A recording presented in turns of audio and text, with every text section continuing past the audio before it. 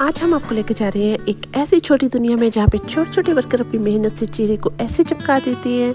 ये है 24K gold facial, जहाँ हर छोटी सी हरकत एक नया जादू चलाती है।